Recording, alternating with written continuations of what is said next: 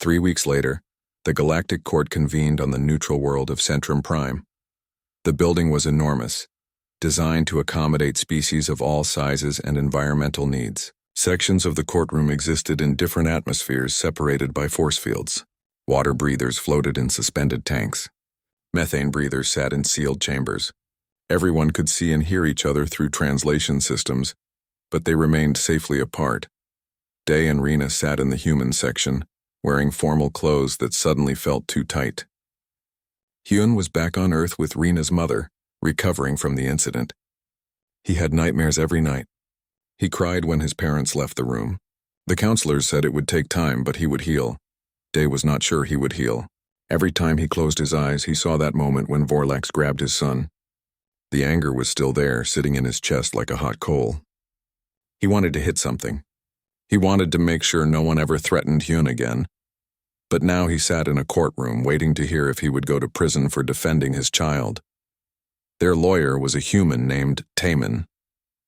He was young but experienced, a former military prosecutor who had switched to galactic law when humanity joined the council. He had sharp eyes and a quick mind. He said they had a good case, but his voice carried uncertainty. The problem, Taemin had explained during preparation, is that galactic law was written by species who think very differently from us. Most of them are herbivores or highly specialized predators. They have rituals for conflict rules, but we broke all those rules. We didn't break rules, Day had replied. We saved our son. I know, Taemin said. That's what we need to make them understand. The High Arbiter entered the courtroom and everyone rose. Zelmath was a member of the oldest species in the council, an ancient being who had overseen thousands of cases. His body looked like living crystal, reflecting light in complex patterns. He moved slowly, deliberately, taking his position at the center of the raised platform. We are here, Zelmath said, his voice resonating through the translation system, to determine the facts of an incident on Trade Station Epsilon 7.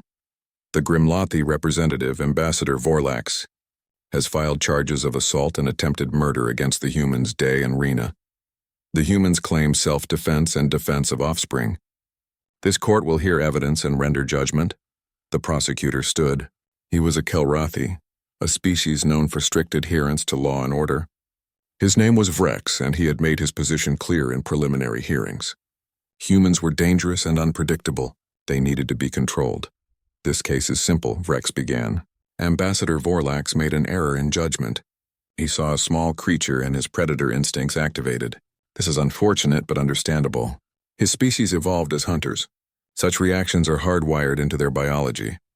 Vrex displayed a hologram showing Vorlax's injuries. The Grimlothi's face was covered in healing scars. One eye was permanently damaged. Instead of using proper channels to report the incident, the human male attacked without warning. He used brutal and uncivilized techniques. He targeted vulnerable areas with clear intent to cause maximum harm. The female joined the attack moments later. Together, they nearly killed a galactic ambassador, the courtroom murmured. Many of the aliens looked disturbed. They had seen the footage, but seeing the injuries made it real. Humans claim they were protecting their offspring, Vrex continued, but protection does not require such violence. Station security was already responding. The proper course of action was to alert authorities and allow them to handle the situation. Instead, these humans took the law into their own hands. They acted as vigilantes, as savages. This cannot be tolerated in civilized space. Vrex paused, letting his words sink in. If we allow humans to behave this way, we set a dangerous precedent. Any species could claim their instincts justified violence. Our entire legal system would collapse. These humans must be punished to the full extent of galactic law. I recommend imprisonment for no less than 20 standard years and a formal reprimand of the human species as a whole.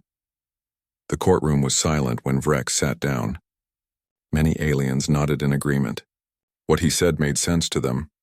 Rules existed for a reason. Violence could not be accepted no matter the circumstances. Taemin stood up. He looked young and small compared to the prosecutor, but his voice was steady when he spoke. High Arbiter, members of the court, I will not deny the facts presented. My clients did attack Ambassador Vorlax. They did cause significant injuries. These actions, viewed through the lens of standard galactic law, appear criminal. But I ask you to consider something before you pass judgment. I ask you to consider what those laws were designed to protect. Taman activated his own hologram. It showed Hyun, the 6-year-old boy, playing with toys in a safe room. This is what was at stake. Not property. Not honor. Not even the life of an adult, a child. A human child who, by the standards of our species, is incredibly precious. He changed the image. Now it showed statistics, charts, and biological data. Most species in this court produce many offspring. Tenthari lay hundreds of eggs in a single clutch. Kelrathi have litters of 10 to 15 young at a time. Grimlathi females bear 4 to 6 pups per year. This is normal for you. This is how your species survived. The image changed again, showing human reproduction rates. Humans typically have 1 or 2 children at a time. Our gestation period is long. Our infants are born completely helpless. They cannot walk, cannot feed themselves, cannot survive alone. They require constant care for years. A human female can have perhaps 5 to 10 children in her entire lifetime, and that is if she starts young and has ideal conditions. Taman let that information settle. This creates a fundamental difference in how we view our young. To many species, losing a child is tragic but expected. Juvenile mortality is built into your evolutionary models. But to humans, every single child represents a massive investment of time, energy, and emotion. We bond with our offspring in ways that most of you cannot understand. We do not just protect them. We become them. Their pain is our pain. Their danger is our danger. He showed footage from Earth, ancient videos from human history.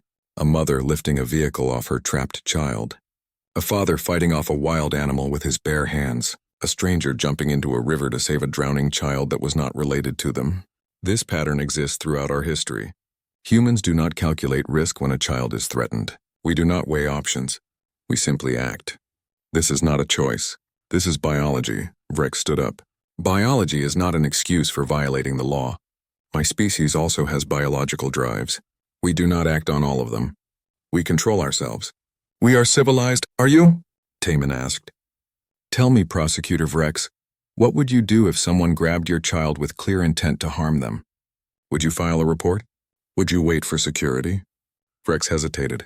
I would alert the authorities. I would trust the system. Even if that meant your child might die while you waited, that is a hypothetical situation designed to... It is exactly what happened, Taman interrupted. Station security was responding, yes, but they were moving slowly, cautiously. They were afraid of causing a diplomatic incident.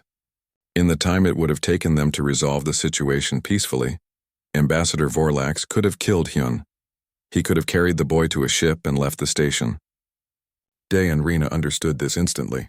They saw their child in danger and they acted in the only way that guaranteed his safety. They removed the threat immediately and completely. Taman walked closer to the center of the courtroom. I am not asking you to excuse violence. I am asking you to understand context. Galactic law was written by species who have the luxury of time and patience. But humans evolved differently. We evolved on a world filled with large predators. We survived by being stubborn, relentless, and absolutely devoted to protecting our children. You call it savage, we call it love. He pulled up new evidence, research provided by a human named Jiwon who specialized in xenopsychology. Dr. Jiwon has studied this phenomenon across multiple Earth species. She calls it the disproportionate response pattern. Small animals that, by all logic, should flee from larger predators will instead attack ferociously when defending their young. Honey badgers fight lions. Wolverines chase off bears. House cats attack dogs. The size difference does not matter. The risk does not matter. Only the offspring matter. Taman showed comparison videos. A honey badger, barely 20 pounds, attacking a leopard 10 times its size. A bird dive-bombing a human who got too close to its nest. A small dog charging at a bear to protect its puppies. This is not unique to humans. But humans are unique in that we are sentient and we still possess this drive. We can think, reason, plan, and negotiate. But when our children are threatened, all of that shuts down. We become pure instinct. The courtroom was silent now. Many aliens were watching the videos with fascination and horror. They had never seen such behavior. It seemed insane. Ambassador Vorlax made a mistake, Taman said. He allowed his predator instincts to override his judgment. But the prosecutor says this is understandable because it is biological. I agree, biology is powerful. Biology shapes behavior. Station security finally moved, but they moved carefully. The captain was a Tenthari named Quilnith, an experienced officer who had managed conflicts between dozens of species. He had seen fights before, but this was different. The humans were not calming down. They stood in front of their child, bodies coiled tight, ready to attack again at the slightest movement. "Lower your weapons," Quilneth said to his team through his communicator. "Do not aim at the humans. I repeat, do not aim at the humans." His second officer looked confused. "Sir, they attacked a Grimlothi dignitary. They caused significant injury." "Protocol says—" "Protocol does not account for this," Quilneth interrupted. He had studied many species during his career. He recognized what he was seeing. This was not aggression. This was defense, but defense taken to an extreme his species did not possess. "Approach slowly. Make no sudden moves toward the child." Quilneth stepped forward, keeping his hands visible and empty. "Day, Rena, your child is safe now. We have medical teams standing by. Please let us help." Day's eyes flicked to the security officer, then back to Vorlax. The Grimlothi had backed up against a wall, holding his injured face. Blood dripped between his claws. He looked shocked, confused, and for the first time in his life, uncertain. "Get him away from here," Day said. His voice was rough, barely human. "Get him away from my son now." "Of course," Quilneth agreed immediately. He gestured to his team. "Escort Ambassador Vorlax to the medical bay. Treat his injuries, and someone bring a medical scanner for the human child." As the security team carefully moved Vorlax away, the Grimlothi stared at Day. "You are insane," he said, his translator making the words sound hollow. "I could have killed you. I am 3 times your mass. My claws could have torn you apart." Day took a step forward. Vorlax actually flinched. "But you didn't," Day said quietly. "And now you never will. Touch my son again and I will find you. I don't care what planet you hide on. I will find you." It was not an empty threat. Vorlax could see that clearly. This human meant every word. He would cross the galaxy for revenge. He would die trying if necessary. This was not rational behavior. This was madness. Or perhaps, Vorlax thought as security led him away, this was something his species had forgotten. This was what happened when prey became protectors. After Vorlax was gone, Day and Rena finally turned to their son. The change was instant and complete.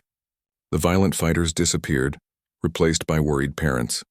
They knelt beside Hune, checking him for injuries with gentle hands. "I'm sorry," Hune sobbed. "I followed the pretty animal. I didn't mean to go so far. I'm sorry. Shh, it's okay," Rena whispered, pulling him close. "You're safe. We've got you. You're safe." A medical technician approached slowly, holding a scanner. She was young, a species Day did not recognize, with soft purple fur and large eyes. She looked terrified. "Please," she said quietly. "May I scan your child, just to confirm he has no injuries?" Day nodded, but he did not move away.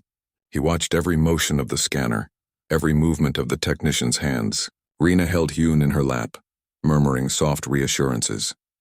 "No injuries," the technician reported, relief evident in her voice. "He is frightened but physically unharmed. I recommend a counseling session within the next day to help process the trauma. Children can—" "We know," Rena said. "Thank you. We will take care of him." By now a crowd had gathered at the entrance to the side garden. Diplomats and traders whispered to each other, their various languages creating a strange music. Recording devices captured the scene, uploading it to galactic networks. Within an hour, the footage would be viewed by billions of beings across hundreds of worlds.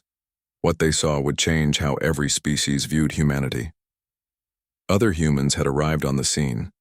They worked at the station, serving as engineers, traders, medical staff, and researchers.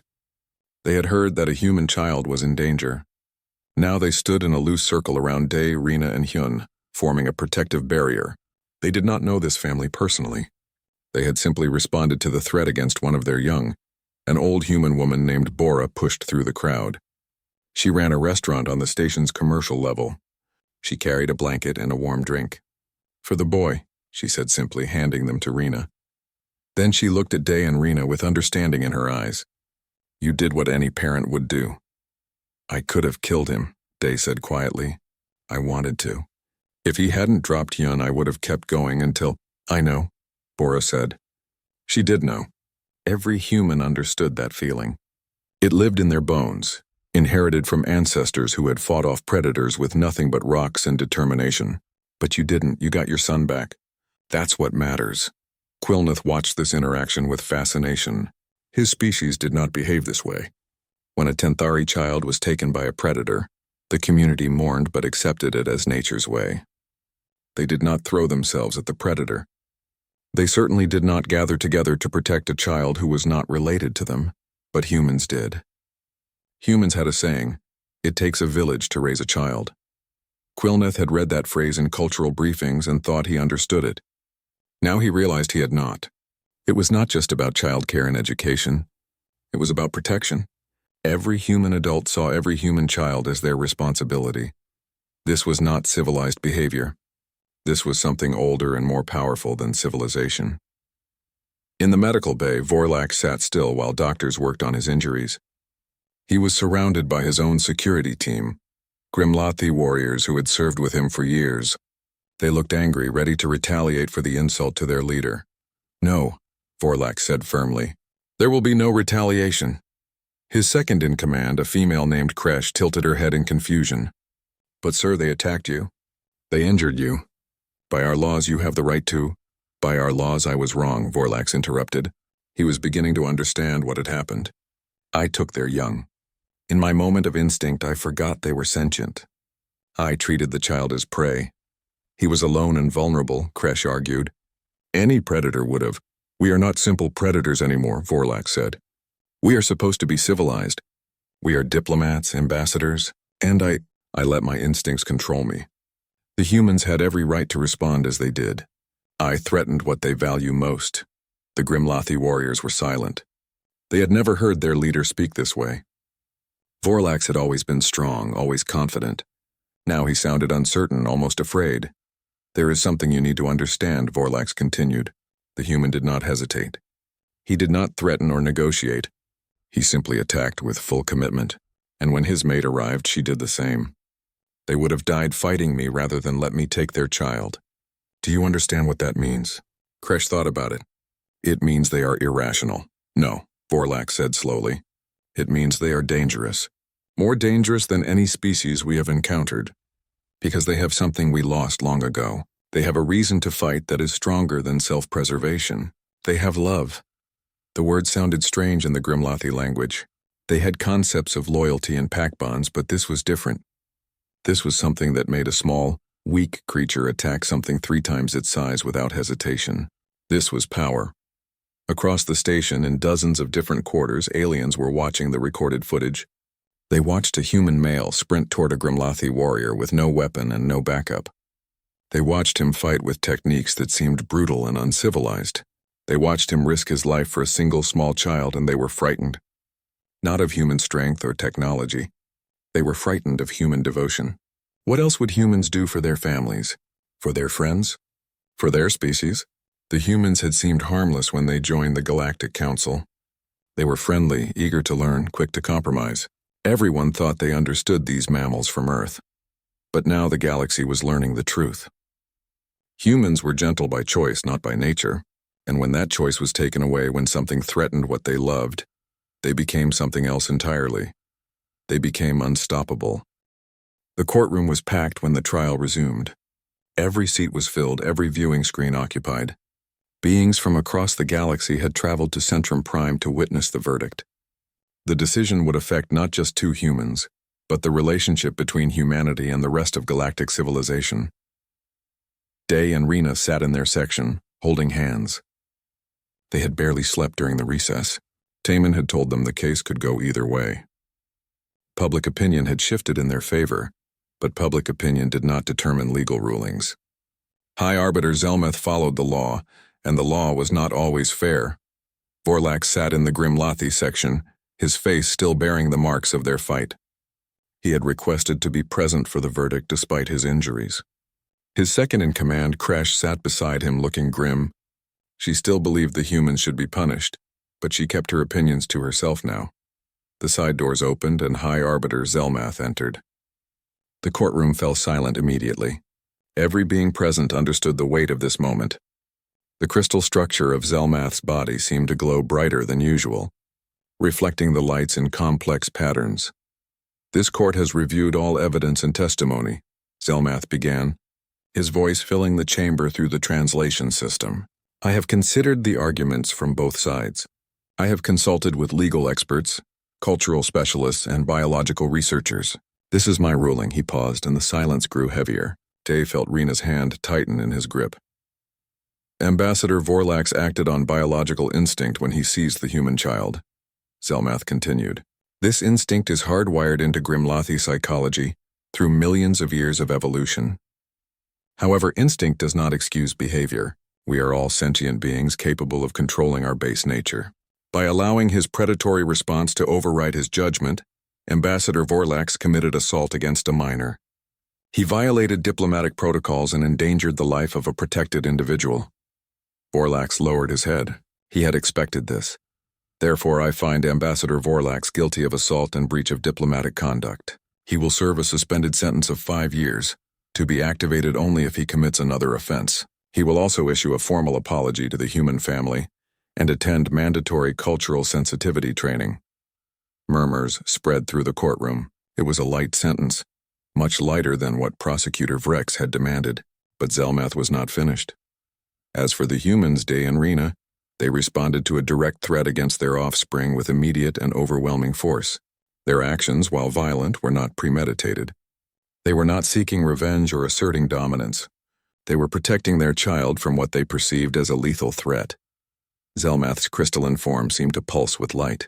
After reviewing extensive research on human psychology and evolution, this court recognizes that humans possess a biological imperative to defend their young that exceeds what most galactic species experience. This imperative is so strong that it overrides rational thought and self-preservation. It is, in essence, an involuntary response similar to Ambassador Vorlax's predatory instinct. Day felt hope rise in his chest, but he did not dare believe yet. However, there is a key difference, Zelmath said. Ambassador Vorlax's instinct led him to commit an aggressive act against an innocent child. The human's instinct led them to stop that act and protect the innocent. One instinct creates victims. The other protects them. This court cannot morally equate these two responses. The murmurs grew louder. Many aliens were nodding now, understanding the logic. Therefore, I find Day and Rena not guilty of assault. Their actions fall under the definition of defense of offspring, a category that must be expanded in galactic law to account for species-specific protective responses. They are free to go without penalty. Relief flooded through Day like a physical wave. Rena was crying, her face buried in her hands. Taman smiled, looking both exhausted and triumphant, but Zelmath was still speaking. However, this case has revealed a fundamental gap in galactic law. Our legal system was designed by and for species with certain biological and cultural similarities. Humans differ significantly in their attachment to offspring and their response to threats against those offspring. If we are to truly be a galactic community, we must account for these differences. Zelmath gestured, and a holographic document appeared in the center of the courtroom. I am proposing a new set of legal protocols, which I will submit to the Galactic Council for approval. These protocols will be known as the Hune Protocols, named after the child whose life sparked this case. The document expanded, showing various sections and subsections. Zelmath explained each one.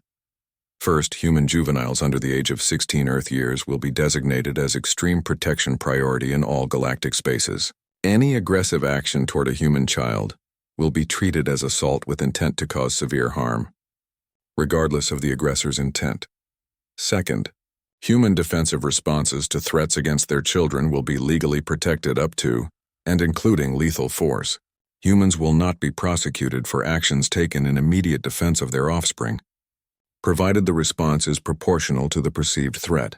Third, designated family zones will be established in all galactic facilities where humans are present. These zones will have enhanced security protocols and species-specific protections for human children. Fourth, all species interacting with humans in diplomatic, commercial, or social settings must complete mandatory training on human protective behavior.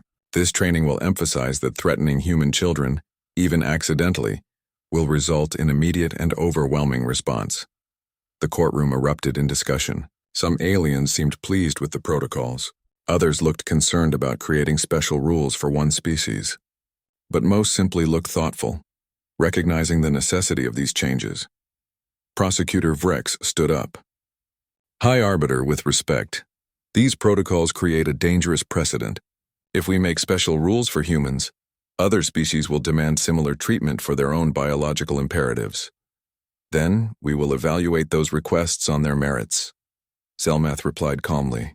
Galactic law must evolve to accommodate all species, not just those who fit existing frameworks. If another species can demonstrate a biological imperative that requires legal accommodation, we will consider it. That is what justice demands. Freck sat down slowly, unable to argue further. This court is adjourned, Zelmath declared. The Hune Protocols will be presented to the Galactic Council within 30 days. All parties are dismissed. As the courtroom emptied, Day and Rena stood on shaky legs. Taman was shaking their hands, congratulating them.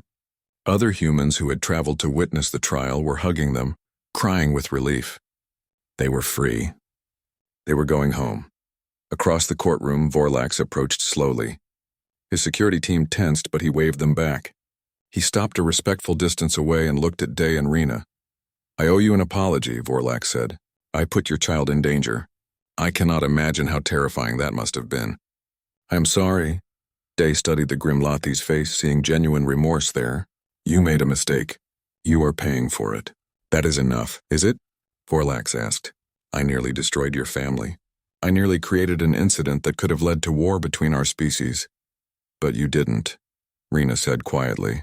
And now, because of what happened, other children will be safer. The galaxy understands us better. Maybe some good came from this terrible thing. Vorlax was silent for a moment. Your species is remarkable. You are small and physically weak by galactic standards, yet you are more dangerous than any species I have encountered. Not because you are violent, but because you love so deeply that you become violence itself when necessary. We prefer peace, Day said. We always prefer peace.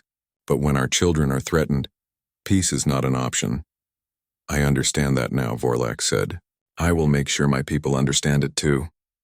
No Grimlothi will ever make my mistake again. They parted then, not as friends, but with mutual respect. Vorlax had learned that small creatures could be deadly when protecting their young. Day and Rena had learned that even their enemies could grow and change. 6 months later, the Galactic Council voted overwhelmingly to adopt the Hune Protocols. The vote was not unanimous. Some species worried about setting precedents, but the majority recognized that galactic law had failed to account for human nature, and that failure needed to be corrected. The protocols were implemented across all council space. Training programs were developed. Family zones were constructed. Warning signs were posted in multiple languages. Human children present. Do not approach without supervision. Threatening behavior will result in immediate defensive response. Some aliens found the warnings amusing at first. How dangerous could small human children be? But they learned quickly. Anytime a human child was frightened or threatened, human adults responded with terrifying speed and focus. It did not matter if the threat was intentional or accidental. It did not matter if the adult was related to the child or not. All humans protected all human children. This became known throughout the galaxy as the honey badger response, named after a small Earth creature famous for its ferocious defense behavior. The garden dome of Trade Station Epsilon 7 was beautiful that evening. Soft blue lights floated above carefully maintained plants from a dozen different worlds. The air smelled sweet, mixed with scents that no single planet could produce alone. Diplomats and traders from across the galaxy walked through the gardens, talking business and politics while sipping drinks that bubbled or glowed or did both. Day stood near a fountain that sprayed liquid mercury into artistic shapes. He was talking with a tall, thin alien whose skin changed colors when he spoke. They were discussing trade routes, something about shipping lanes through the outer rim. It was boring work, but important. Day nodded at the right moments and smiled when he should. His wife Rena stood 20 feet away, deep in conversation with 3 other diplomats. She was better at this than he was, always knowing exactly what to say. Her hands moved as she talked, painting pictures in the air. The aliens leaned in, interested in whatever deal she was proposing. Between them, their son Hune was supposed to be sitting on a bench, playing with his data pad. He was 6 years old, small for his age, with dark hair that fell into his eyes. Dee had checked on him just 2 minutes ago. The boy had been completely focused on some game, his tongue sticking out slightly as he concentrated. But children get bored easily. Hune had spotted something interesting deeper in the garden. A small creature, something like a rabbit but with 6 legs and crystal fur. It hopped between the plants, sparkling in the light. The boy slid off the bench and followed it, just wanting a closer look. He didn't think his parents would mind. He would only be gone for a minute. The creature led him down a side path away from the main reception area. The plants grew thicker here, creating walls of purple and green. The sounds of the party faded. Hune knelt down, trying to get the creature to come closer. He made soft clicking sounds, the way his mother had taught him to call their cat back on Earth. That was when Vorlax saw him. The Grimlothi had been walking through the gardens alone, trying to clear his head. He was frustrated with the trade negotiations. These herbivore species were so weak, so unwilling to take what they wanted. They talked and talked, circling around decisions like frightened prey. It made his skin itch with impatience. Then he smelled something. His head turned sharply.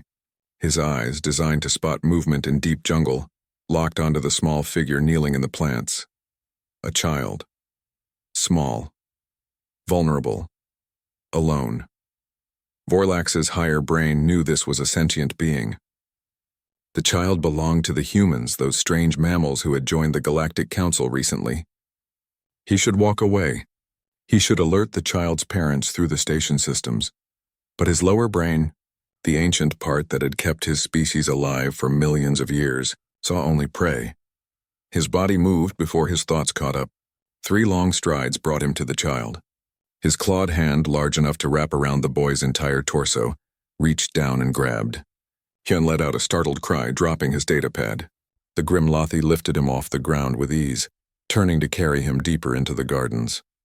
Vorlax's instincts screamed that this was right. Small things that wandered alone became food. This was the law of nature. The child struggling only confirmed his prey status. But Vorlax had made a terrible mistake. He had assumed humans were like the other species he knew. He thought the child's parents would file a complaint, demand compensation, perhaps engage in a lengthy legal battle. He expected bureaucracy and diplomacy. He had no idea what he had actually triggered. Day's conversation with the color-changing alien stopped mid-sentence. His head snapped toward the side garden path. He had heard something. A cry, his son's cry. Every parent knows the sound of their own child's voice, especially when it carries fear. Hune? Day called out. No response. The datapad sat abandoned on the ground. Hune. Time seemed to slow down. Day's mind processed the scene in fragments. Empty bench. Dropped datapad, no child. The side path led deeper into the gardens, away from security, away from witnesses. Something cold and ancient woke up inside Day's chest. It wasn't thought. It wasn't decision. It was pure reaction, hardwired into his DNA by millions of years of evolution. His child was in danger. Nothing else mattered. Day ran. Not the careful jog of someone looking for a lost child. The full sprint of a predator chasing prey. His diplomatic training vanished. His social conditioning evaporated. He became something simpler, something that would terrify the peaceful species around him. He rounded the corner of the path and saw them. A massive alien, easily 8 feet tall with gray-scaled skin and claws like knives, was carrying his son. Hune was crying, trying to push away the hand that gripped him. Vorlax heard the footsteps behind him and turned. He expected to see station security, perhaps another diplomat preparing to negotiate. Instead, he saw a human male running at full speed, and something about the human's face made the Grimlothi's own predator instincts scream a warning. The human's eyes were completely focused. His lips were pulled back, showing teeth. His hands were already curved into striking positions. There was no fear in his expression, no hesitation, only absolute, terrifying intent. Day didn't slow down. He didn't demand that Vorlax put his son down. He didn't threaten or negotiate. He simply launched himself at the alien, who was 3 times his size and covered in natural armor. Vorlax had fought before. He was a trained warrior, a champion of his world. But he had never experienced anything like this.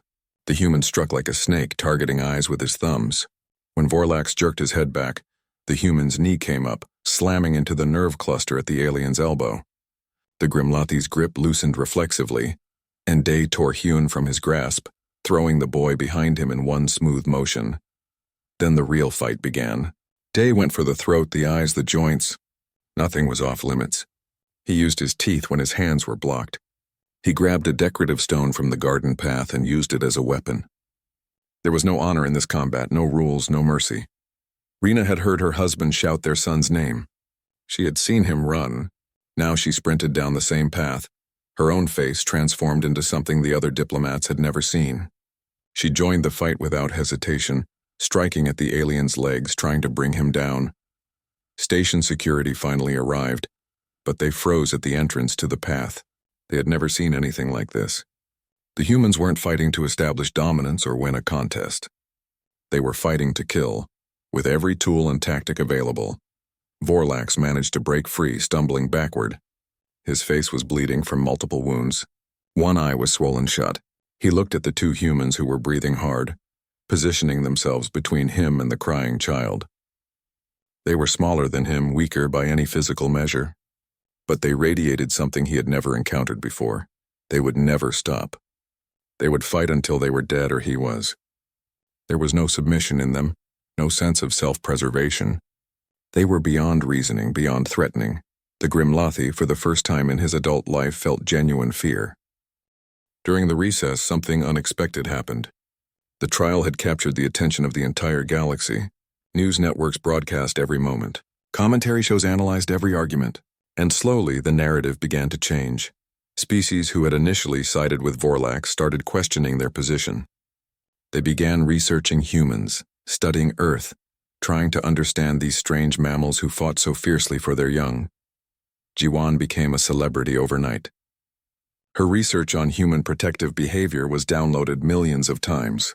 She gave interviews, explained concepts, and patiently answered questions from confused aliens who could not understand why humans would risk death for a single child. "Think of your most valuable possession," she told one interviewer, "a floating jellyfish creature from Aquinas Prime. Now imagine it is alive and loves you back. Imagine you created it with your own body, fed it from your own resources, taught it everything it knows.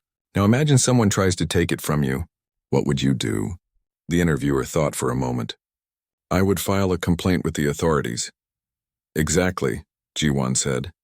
"Because your possessions, no matter how valuable, are replaceable. You can buy new things. You can rebuild. But human children are not replaceable. Each one is unique. Each one is irreplaceable. We do not have dozens of offspring hoping a few survive. We have one or two children and we pour everything we have into keeping them alive." She showed images from Earth, footage of human parents in various situations. A mother staying awake for 3 days straight to care for a sick baby, a father working 3 jobs to provide for his children, grandparents traveling across continents to help raise their grandchildren. This is normal for us. This is what being a human parent means. Complete devotion. Total commitment. Absolute protection. The aliens watched these images with growing understanding. They began to see that human violence was not random or cruel. It was focused and purposeful. Humans were not trying to hurt others. They were trying to protect their own. In one viral video, a human woman named Yunji told a story from her childhood. She had been playing in a park when a large dog ran toward her, barking aggressively. Her father, a small man who worked as an accountant, had charged at the dog without hesitation. He put himself between his daughter and the threat, yelling and waving his arms. The dog had backed down and run away. "My father was terrified of dogs," Yunji said, tears in her eyes. He had been bitten as a child and avoided them his whole life. But in that moment, his fear did not matter. I was in danger and he acted. That is what human parents do. We face our worst fears to protect our children. The story resonated across species barriers. Even aliens who did not understand human attachment could appreciate the concept of facing fear to protect the helpless. Other humans came forward with similar stories. A man who had pulled his daughter from a burning building despite severe burns. A woman who had fought off 3 attackers who tried to kidnap her son. A couple who had spent their life savings on medical treatment for their child's illness. The pattern was undeniable.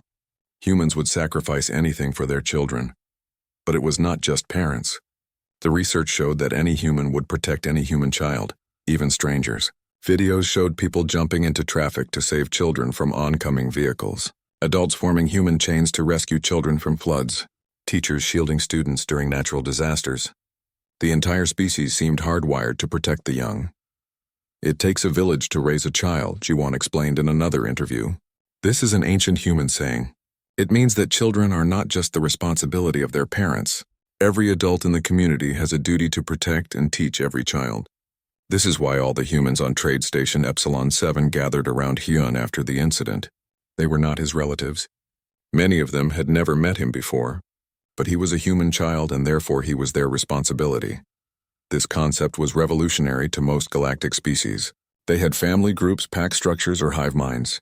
But the idea that strangers would risk their lives for unrelated offspring was almost incomprehensible. A famous philosopher from the planet Zenthros wrote an essay that became required reading in the days before the trial resumed. He analyzed human behavior through the lens of evolutionary biology and came to a startling conclusion. Humans are prey species who became predators, he wrote, but they never lost their prey instincts. They still form protective groups. They still value every member of the community. They still respond to threat with a combination of fight-or-flight responses. This makes them unique in galactic society.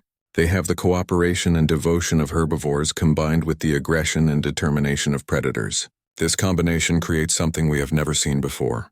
It creates a species that will defend the weak with predatory focus.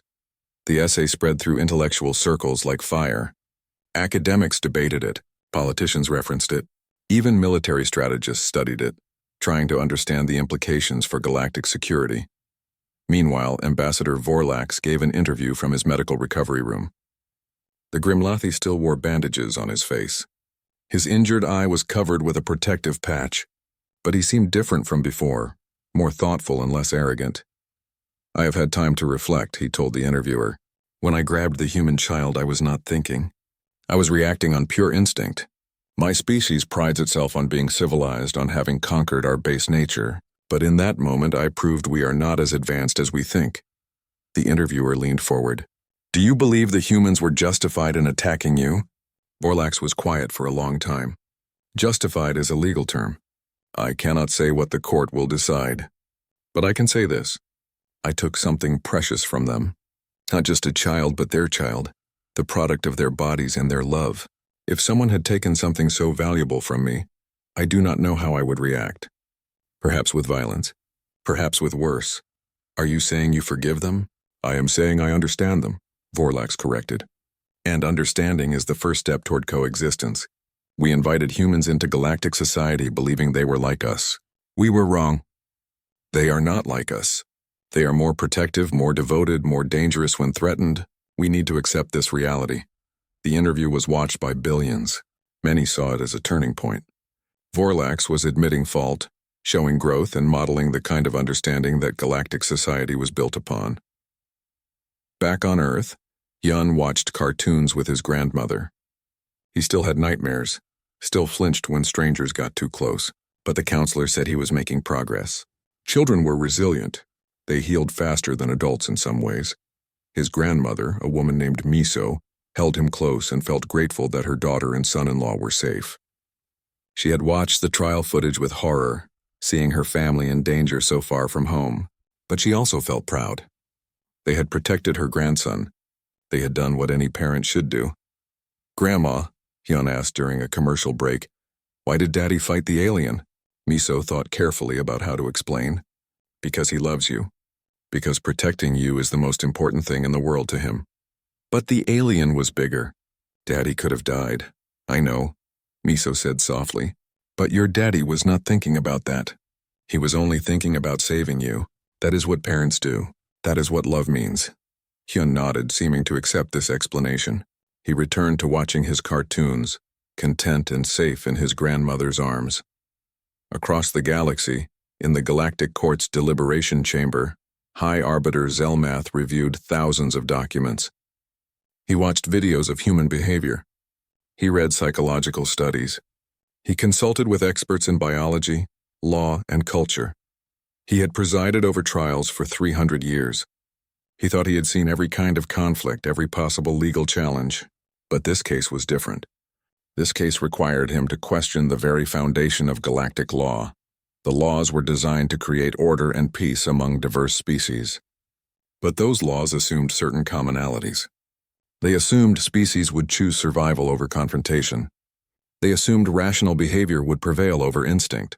They assumed that when given a choice between violence and patience, civilized beings would choose patience. Humans broke all these assumptions. They were civilized, rational, and peaceful most of the time. But when their children were threatened, they became something else. Something that did not fit into the legal framework. Zelmath realized he was not just judging a single case. He was deciding what role humans would play in galactic society. If he ruled against Day and Rena, he would be telling humans they must suppress their most fundamental instincts. He would be forcing them to become something they were not. But if he ruled in their favor, he would be creating a legal exception.